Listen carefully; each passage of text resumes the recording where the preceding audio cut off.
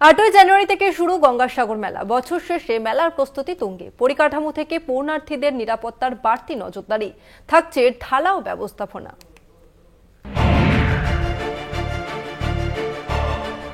বছর পড়লেই গঙ্গাসাগর মেলা। প্রতিবারের মতো এবারও চলছে জোর কদমে প্রস্তুতি।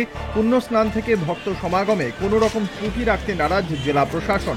তাই মেলা প্রাঙ্গণ নিরাপত্তার ঘেরাটোপে রাখার সিদ্ধান্ত প্রশাসনের। 8ই জানুয়ারি থেকে 17ই জানুয়ারি পর্যন্ত চলবে গঙ্গাসাগর মেলা। 14ই জানুয়ারি সকাল 6:50 থেকে 15ই জানুয়ারি সকাল 6:50 পর্যন্ত চলবে পুণ্য স্নান।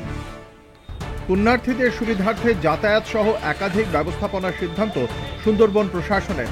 এদিন সাংবাদিক বৈঠক করে ওইসব ব্যবস্থাপনার কথা জানান দক্ষিণ 24 পরগনার জেলা শাসক সুমিত গুপ্তা, সুন্দরবন জেলা পুলিশ সুপার কোটেশ্বর রাও সহ জেলা প্রশাসনের একাধিক আধিকারিক। যা ম্যাডামের ইনস্ট্রাকশন থাকে, যা মাননীয় সিএসআর এর ইনস্ট্রাকশন থাকে, সেইভাবে বিচে সাফিসিয়েন্ট লাইটিং, সেফটি অ্যারেঞ্জমেন্টস, এবার ম্যাডাম বিশেষ নজরদারি দিয়েছেন ওয়াচ টাওয়ার উপরে। সেই ওয়াচ টাওয়ার কিছু পুলিশের এন্ড থেকে হয়, উনি আমাদেরকে ডাইরেকশন দিয়েছেন রিগার্ডিং ড্রোন। তো আমাদের ড্রোনের সংখ্যা আমরা একটু বাড়াচ্ছি, এন্ড ড্রোনের আমাদের কিন্তু 24/7 সেই নজরদারি থাকবে। এবছর গঙ্গাসাগর মেলা নিরাপত্তায় প্রায় 13,000-এরও বেশি পুলিশ মোতায়েন করা হয়েছে। Coastguard, NDRF, SDRF, intelligence team, bike বাহিনী, anti crime patrolling team, winners team, bomb squad ও একাধিক পুলিশ সহায়তা কেন্দ্রের ব্যবস্থা থাকবে। 1150টি সিসি ক্যামেরা ও ড্রোনের সাহায্যে চলবে মনিটরিং। থাকবে 2500 সিভিল ডিফেন্স ভলান্টিয়ার।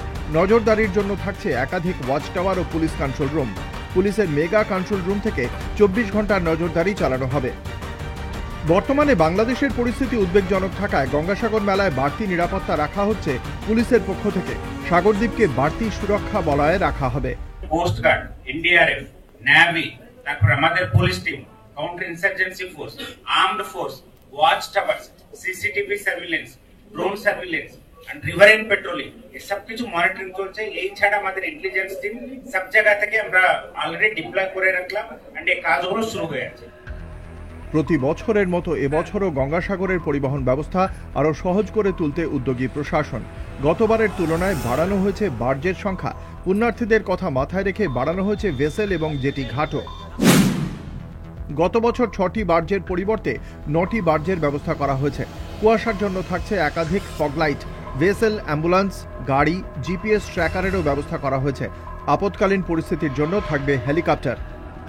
দেশের দ্বিতীয় বৃহত্তম ধর্মীয় মেলা গঙ্গাসাগর। প্রতি বছর গোটা দেশ থেকে লক্ষ লক্ষ পুণ্যার্থী ভিড় জমান এই সাগর পাড়ে। তাই মেলার পরিকাঠামোতেও বিশেষ নজর দেওয়া হয়েছে। খাদ্য, স্বাস্থ্য, নিরাপত্তার দায়িত্বে থাকছে 150টিরও বেশি এনজিও এবং হ্যাম রেডিও। প্রত্যেকদিন সাগরের তট পরিষ্কারে নিয়োজিত থাকবেন 3000 কর্মী। 12,000 স্থায়ী অস্থায়ী শৌচাগারের ব্যবস্থাও করা হবে।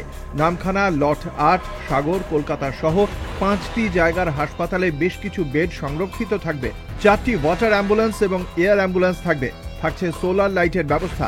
বয়স্ক এবং বাচ্চাদের নিরাপত্তায় বিশেষ জোর। কিউআর কোডযুক্ত ব্যান্ড পরানো হবে হাতে।